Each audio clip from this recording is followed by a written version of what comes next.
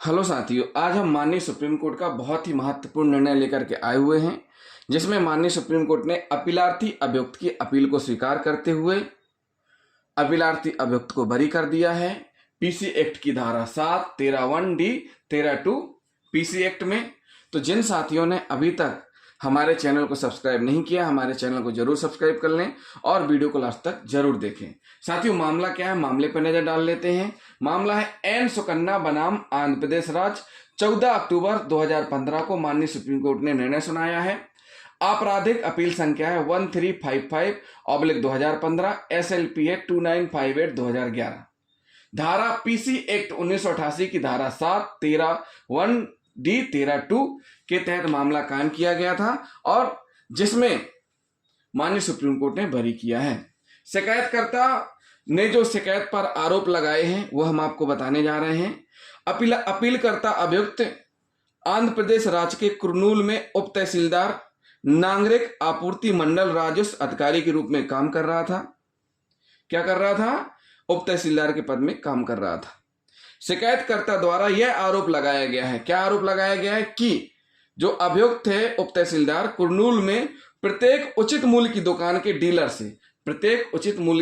Dealer से मासिक रूप से 50 रुपए प्रति इकट्ठा करता था।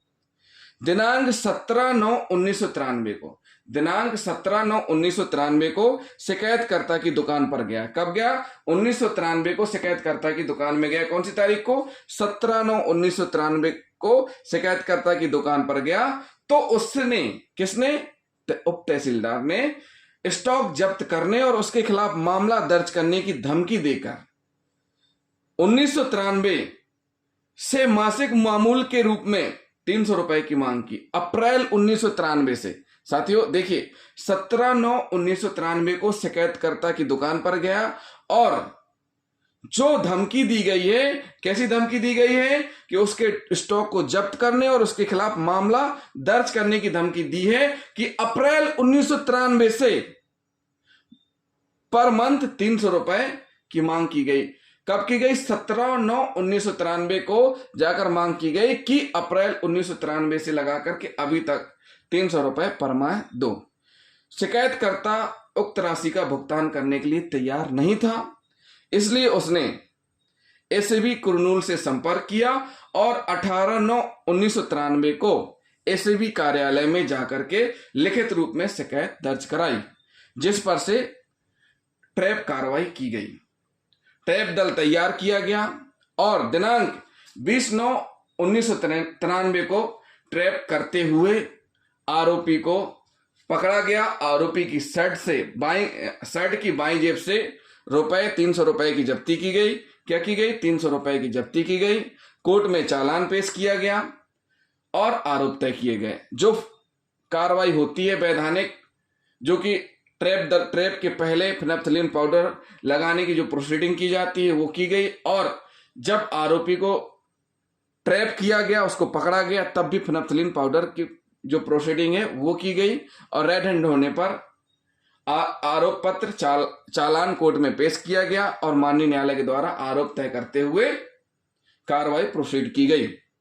चालान कोर्ट में पेश किया गया, आरोप तय किए गए, आरोपी के द्वारा खुद को निर्दोष बताया गया और लिखित में तर्क दिया गया कि राष्ट्रीय बचत प्रमाण पत्र खरीदने के लिए अंशदान एकत्र करने के लिए विभाग के द्वारा लक्ष्य निर्धारित किया गया था। क्या किया गया था? उसके विभाग के द्वारा जो अपीलार्थी अभियुक्त है उसने लिखित तर्क दिया है और किस चीज का? कि उसके विभाग ने लक्ष्य दिया था कि राष्ट्रीय बचत प्रमाण पत्र खरीदने के लिए अंशदान एकत्रित किए जाएं। तो शिकायतकर्ता के द्वारा जो राशि दी गई थी वह किस चीज की थी? राष्ट्रीय बचत प्रमाण पत्र खरीदने के लिए, और वह राशि आरोपी की शर्ट की बाईं जेब से बरामद की गई थी। राशि थी 300 रुपए की। तो इसी संबंध में न्यायालय में ही विचारण कोर्ट में, ट्रायल कोर्ट में शिकायतकर्ता के बयान हुए। शिकायतकर्ता ने अभियोजन पक्ष के मामले का समर्थन नहीं किया। क्या किया? शिकायतकर्ता ने अभियोजन पक्ष के मामले का समर्थन नहीं किया। शिकायतकर्ता ने कहा कि उसके द्वारा जो हस्तलिखित आवेदन पत्र प्रस्तुत किया गया था, जो हस्तलिखित आवेदन आवेदन पत्र प्रस्तुत किया गया था, यानी शिकायत प्रस्तुत की गई थी, उसकी विषय वस्तु सत्य नहीं है। उसके अंदर जो विषय वस्तु लिखी गई वह सत्य नहीं है और उसने वही लिखा जो एसीबी अधिकारियों ने लिखवाया था, यानी एंटी करप्शन ब्यूरो के अधिकारियों ने लिखवाया था, वही लिखा। अपनी मर्जी से कुछ भी नहीं लिखा, जो लिखा वह सत्य नहीं है, ऐसा शिकायतकर्ता ने अपने कथन में कहा। शिकायतकर्ता ने यह भी कहा कि अभियुक्त को उसने राष्ट्रीय बचत प्रमाण पत्र खरीदने के अनुरोध के साथ 300 रुपए की राशि दी थी। जो अभियुक्त की जेब से, बाईं जेब से, शर्ट की जेब से बरामद हुए 300 रुपए, वह शिकायतकर्ता द्वारा जो राशि दी गई थी वो किस चीज की थी? राष्ट्रीय बचत प्रमाण पत्र खरीदने के अनुरोध वाली राशि थी। उसके बाद साथियों होता क्या है, अभियोजन पक्ष ने उसे पक्षद्रोही घोषित कर दिया। क्या कर दिया? अभियोजन पक्ष ने उसे पक्षद्रोही घोषित कर दिया। उसके बाद जो पंच गवाह हैं उनकी गवाही हुई। पंच गवाहों ने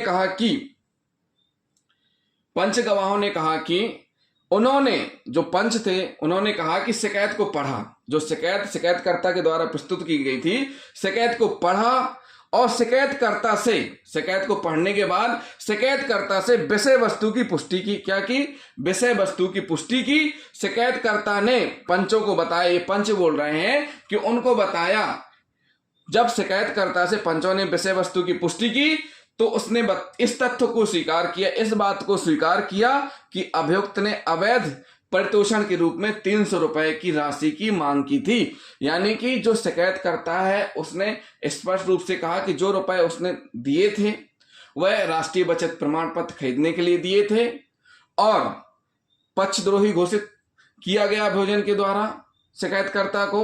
और शिकायतकर्ता ने यह भी कहा कि जो शिकायत थी उसकी जो विषय वस्तु थी वह सत्य नहीं है, एसीबी अधिकारियों ने जो लिखवाया था वही लिखा। लेकिन जो पंच साक्षी उनने बोला कि शिकायत को पढ़ के सुनाया गया था और शिकायतकर्ता से शिकायत के बारे में पूछा गया था, तो शिकायतकर्ता ने पुष्टि की थी शिकायत की और बताया था कि अभियुक्त ने अवैध परितोषण के रूप में 300 रुपए की राशि की मांग की थी।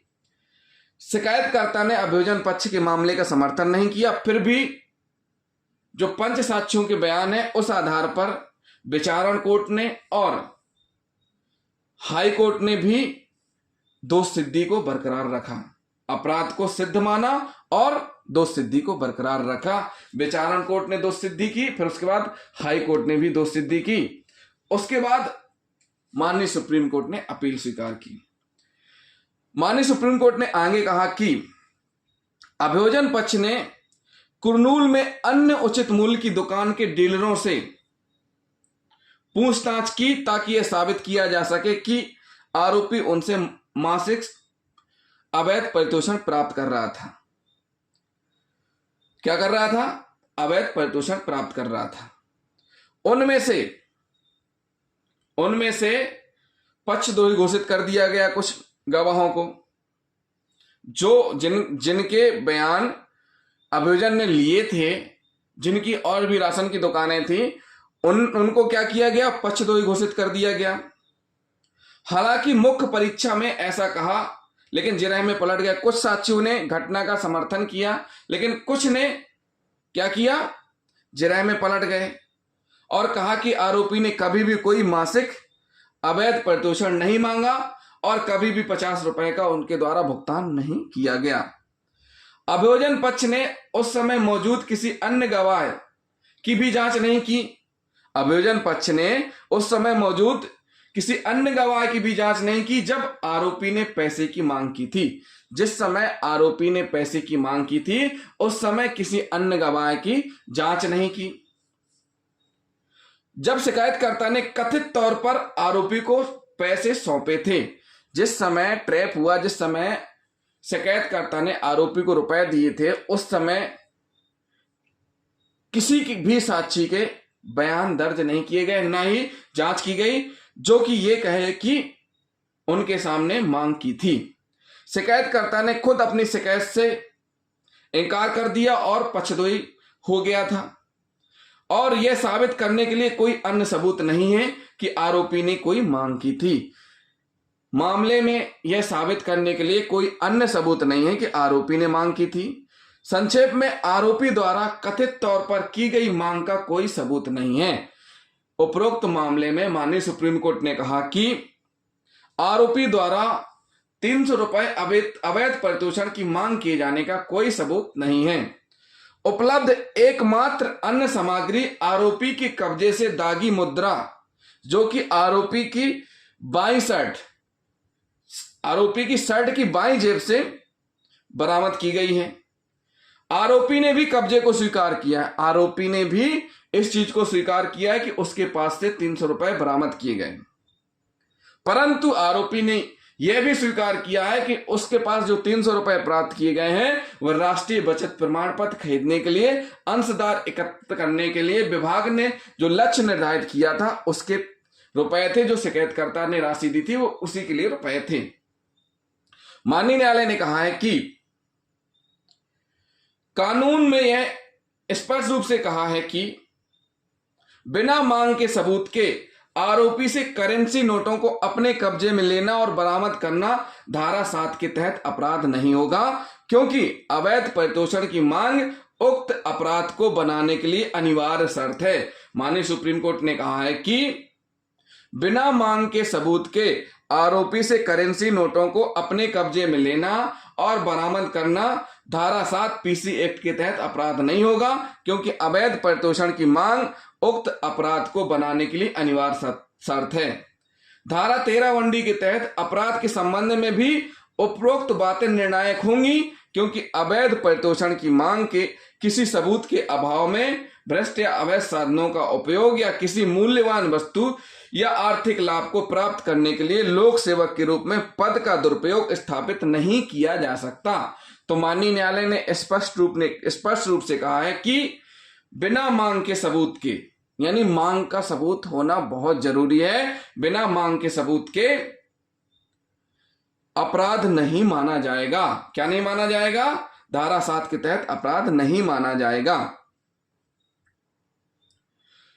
माननीय न्यायालय ने कहा कि अवैध परितोषण की स्वीकृति के सबूत के आधार पर ही अधिनियम की धारा 20 के तहत उपधारणा तय की जा सकती है और यह अनुमान लगाया जा सकता है कि ऐसा परितोषण किसी आधिकारिक कार्य को करने या करने से मना करने के लिए प्राप्त किया गया था।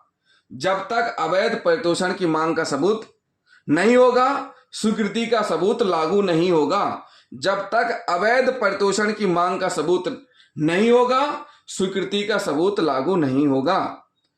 इस संबंध में बी जयराज बनाम आंध्र प्रदेश राज्य, पी सत्यनारायण मूर्ति बनाम जिला पुलिस निरीक्षक के जो निर्णय हैं उनको माननीय न्यायालय ने अपने निर्णय में उल्लेखित किया है और माननीय न्यायालय ने कहा है कि वर्तमान मामले में प्राथमिक तथ्य जिसके आधार पर धारा 20 के तहत कानूनी अनुमान लगाया जा सकता है पूरी तरह से अनुपस्थित है। इसलिए विचारण न्यायालय के फैसले को रद्द किए जाने योग्य है और अपील की अनुमति दी जाती है और अभियुक्त को बरी किया जाता है। तो जिन साथियों ने हमारे चैनल को सब्सक्राइब नहीं किया, हमारे चैनल को जरूर सब्सक्राइब कर लें।